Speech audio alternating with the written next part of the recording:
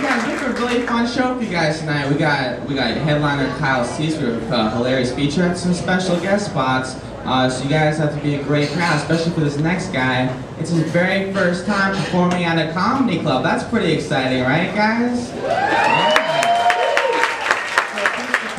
So be supportive, show him some love. Put your hands together for Jim Shaw, everybody.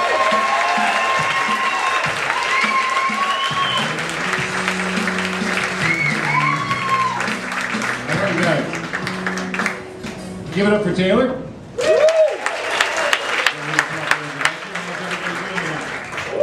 I love being down here. They said I was going to come down to Irvine, and the first thing I did is brought out my recession voice. I said, oh, fucking hey, I'm here. I am here, man. Good to see you guys are out here with the recession. You're spending some money, making everything good. That's where I came up with my voice. It's just been so hard, but you have to deal with it. You have to move on. So I decided to just kind of act snooty after work, just to kind of deal with it. Can't do it with anger or anything like that. So after a hard day's work, I get home and I look at my wife and she says, how was your day? And I said, oh my God, it was ghastly. Just ghastly. Some son of a bitch cut me off. My headlight's falling off. Oh God. Give me a beer, bitch. I'll be in a yacht in the backyard. Oh man. I'm a little older where I've seen a lot of things going on in the world, and I figured I'd have a grip. More of an understanding what's going on, but really the commercials on TV are really kind of judging what's going on in the world. Really. First of all, if any commercial says, ask your doctor about, that's problems. Because I never ever would go ask my doctor about anal leakage. I kind of know what's going on with it. And now they're going to give you medicine that'll actually give you that to take care of another problem. Now personally, I would rather have heartburn for 5 hours than to wipe my ass every 5 minutes. And the Cialis and Viagra, we've already heard all these stories about them, but how they're trying to make you want it more is another thing for me. Cialis, now they say it's ready when you are. The daily dose. Well, I'm married, I don't need a daily dose. So I got laid 5 times in the last 2 years, I'm good. So the daily dose of this Cialis is, the only thing I can think of being married is, does it come with duct tape? No? Not tonight? All right.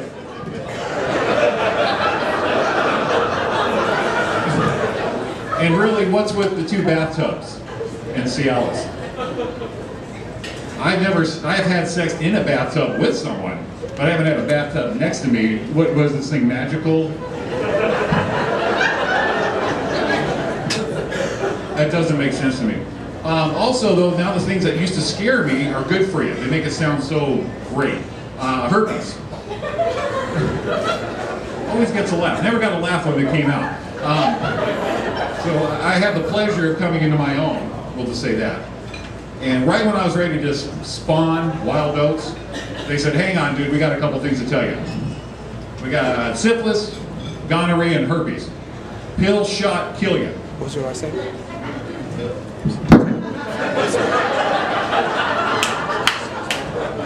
They said, it's okay though, if you wore a condom, that might stop most of it. Well, there you go, clothes on, I'm a dry humper. I'm a reformed, former pro dry humper. And some of you out here know what I'm talking about, because dry humping was a shit back in the day. That was your move. That was your foreplay. Everything over the clothes. I didn't have to take anything off. It was awesome. In fact, if they made condoms now out of the old buttonfly 501s, nothing would get through or in on those things. And it was like you didn't even need Viagra or anything for that, because with 501s on, there was no feeling. You could drop battery acid on your pants and nothing went through. But with something about a 501, there was no such words as premature ejaculation, no pregnancy. It was awesome, really. In fact, you asked my wife, I still dry hump. That's my foreplay. I'm standing in the kitchen with her and she just kind of feels me up against her. We're in. We're in.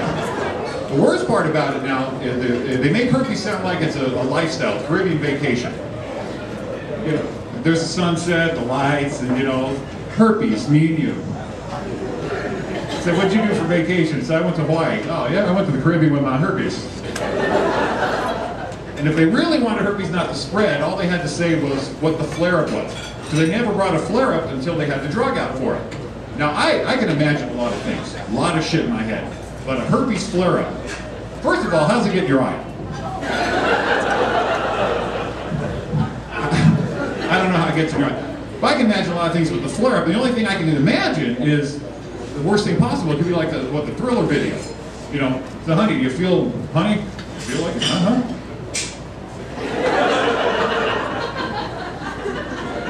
Oh, get away, get away. Now that's a killer flare-up. That'll stop everything right there. Right there. In fact, I was so paranoid about the herpes and catching anything. I don't have any kids. I never even got the call saying I could be, which was, I guess, awesome. But I didn't really wear a condom until I married my wife. And the reason why is because they stuck an incubation period on you. They fucked me up on this. They said there was a 7-year incubation period. So you had 7 years now to find out even if you were messed up. I didn't even want to masturbate anymore. I figured it was going to fly up off the floor and get me. So when I married my wife, I still had like 3 years on my incubation period. I was like, on parole. I can't, honey, I can't. So by the time I was able to like free myself of the condom, the guys are with me on this, they're just waiting for the day to not use the condom, right? Right? Free Willy. Free Willy. My poor wife, first couple years of that, it's the one pump Rainbird. Sorry, babe. So to this day, on Valentine's Day and our anniversary, I put on a condom just so she can enjoy the whole day with me. Just so she can stay with me on that. Now, I have relatives in and out of town, and it's always fun because we always have a good time, but you know, they're getting older and hearing's going down. Well, this morning, my mother-in-law asked me, she says, do you want to watch golf, the British Open? And she says, she goes, Jimmy, what channel is that on? I said, 784.